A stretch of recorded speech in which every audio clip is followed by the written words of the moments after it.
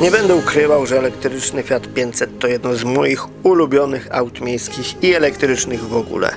Chyba tylko Honda E mogłaby z nim rywalizować, gdyby jeszcze była dostępna na rynku. Elektryczna 500 jest mała, zwinna, dynamiczna, świetnie wygląda i idealnie wpisuje się w koncepcję elektrycznego auta miejskiego.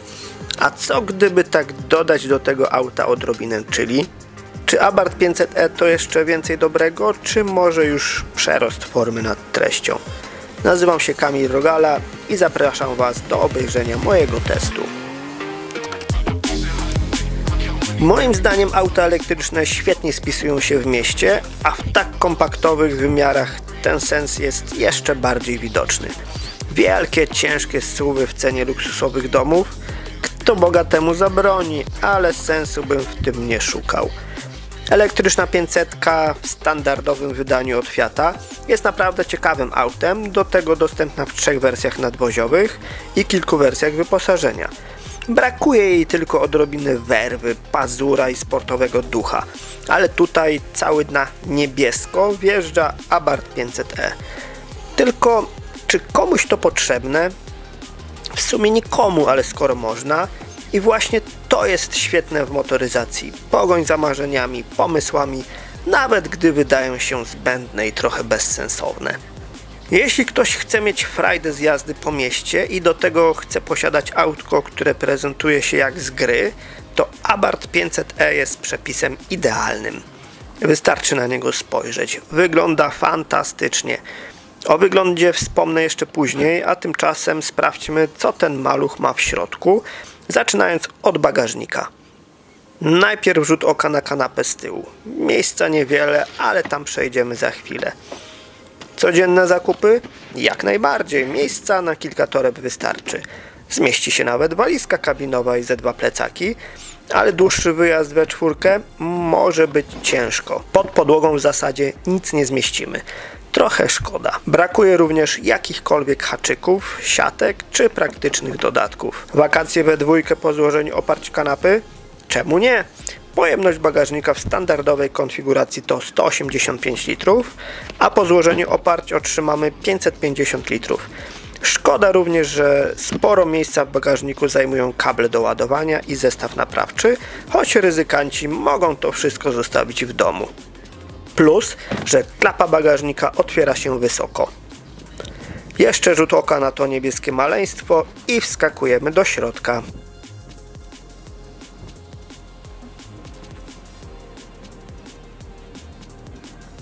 Miłych dla oka dodatków i akcentów w Abarthie nie brakuje.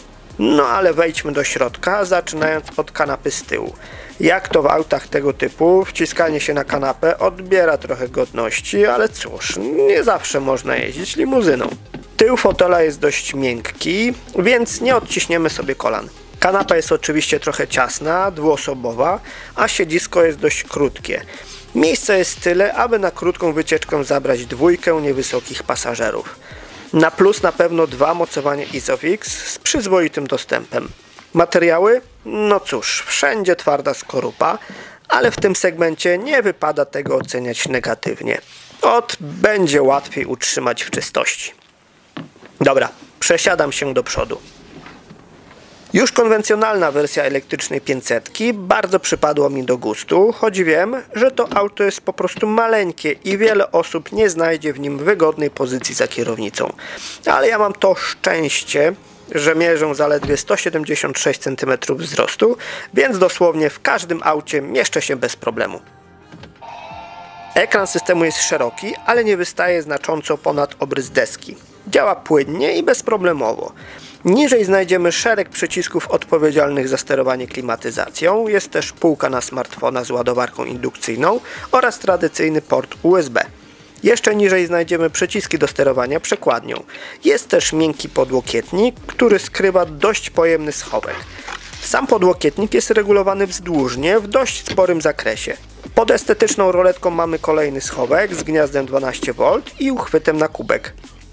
Ciekawym rozwiązaniem jest kolejny uchwyt na kubek, który możemy rozłożyć z tunelu środkowego. Fajny pomysł na zagospodarowanie przestrzeni. Schowek przed pasażerem jest dość płytki i oczywiście nie wyłożony żadną tkaniną. Miły w dotyku, choć bardzo szybko zbierający kurz materiał znajdziemy w górnej części deski rozdzielczej. To cecha charakterystyczna elektrycznej 500 od Abartha. A jak z jakością materiałów i spasowania? Jest tak sobie, ale w tym segmencie nie jest to wyjątkiem.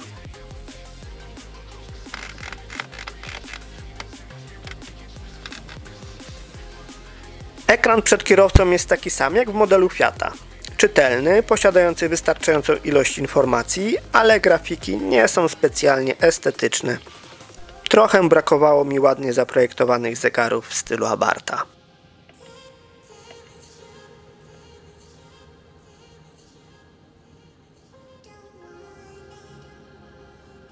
Podobnie jak w Fiacie, tak i tutaj drzwi otwieramy przyciskiem.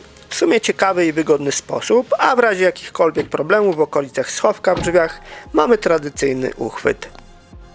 Jakość materiałów przyzwoita, jest twardo, szorstko, ale na podłokietniku mamy co nieco miękkiej pianki. Trochę szkoda, że w wielu miejscach zastosowano czarny, połyskujący lakier, który z uporem maniaka zbiera drobiny kurzu i odciski palców. No i jeszcze rzut oka na te fotele. Wyglądają świetnie. Są dość wygodne, choć mogłyby być nieco niżej osadzone. Zajrzyjmy teraz pod maskę, która, o dziwo, podnosi się za pomocą siłowników. Abarth 500e wyposażono w silnik elektryczny o mocy 155 koni mechanicznych i momencie obrotowym 235 Nm. Dla porównania Fiat 500 w wersji elektrycznej ma od 95 do 118 koni mechanicznych. Spora różnica, która niestety odbija się na zużyciu energii. O tym opowiem za chwilę, a tymczasem wspomnę, że auto wyposażono w baterię o pojemności 42 kWh brutto, co przekłada się na maksymalny zasięg około 253 km. A teraz wsiadajmy za kierownicę i ruszajmy w drogę, najpierw około 10 km po mieście.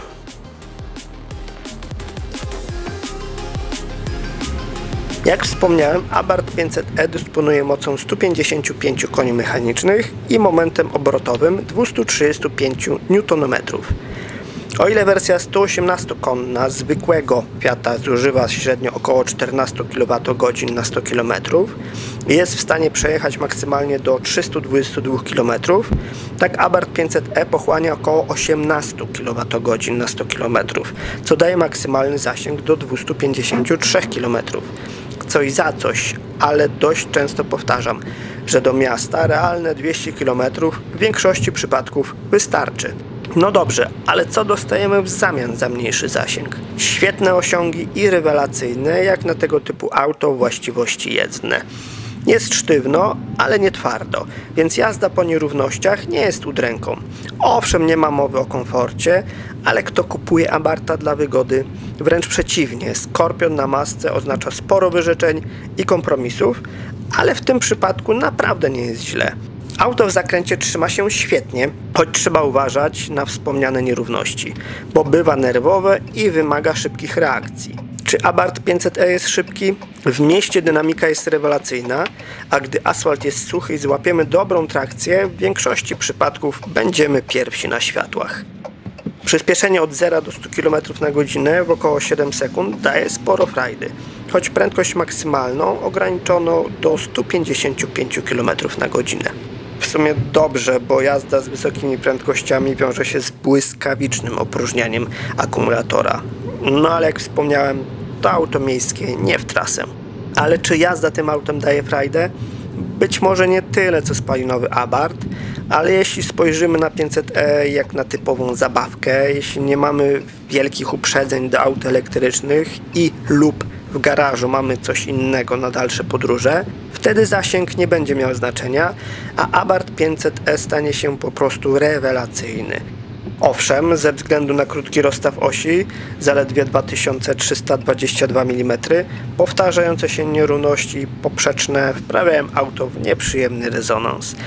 Poza tym na mokrej nawierzchni przyczepność przednich kół jest kiepska przez natychmiastowy napływ mocy z silnika elektrycznego, co skutkuje drobnym uślizgiem i mocnym odcięciem mocy przez systemy wspomagania. Wróćmy jeszcze na chwilę do wyglądu, a konkretniej różnic pomiędzy elektrycznym Fiatem 500 a Abarthem 500e. Otóż Abarth dodał od siebie sporo dobrego. Jest zatem trochę skóry i zamszu, rewelacyjnie wyglądające przeszycia w kolorze niebieskim i zielonym, fantastyczna kierownica, która świetnie leży w dłoni i wykończony przeszywanym zamszem panel na desce rozdzielczej. Do wyglądu wrócimy za chwilę, a tymczasem sprawdźmy zużycie energii. Po 10 km po mieście jest to 17,3 kWh na 100 km.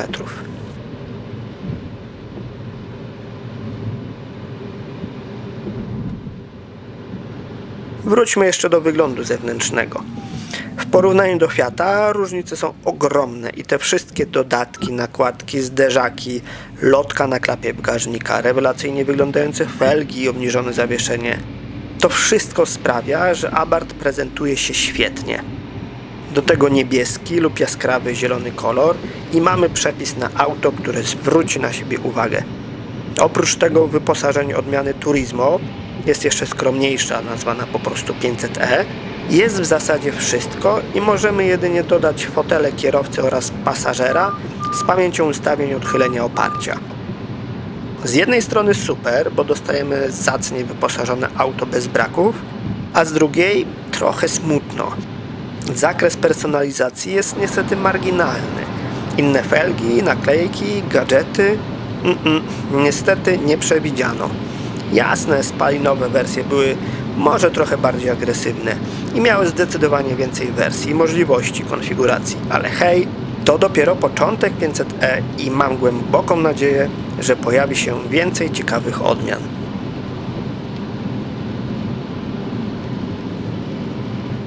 Za chwilę porozmawiamy o pieniądzach, a tymczasem po 10 km za miastem średnie zużycie energii to 19,4 kWh na 100 km.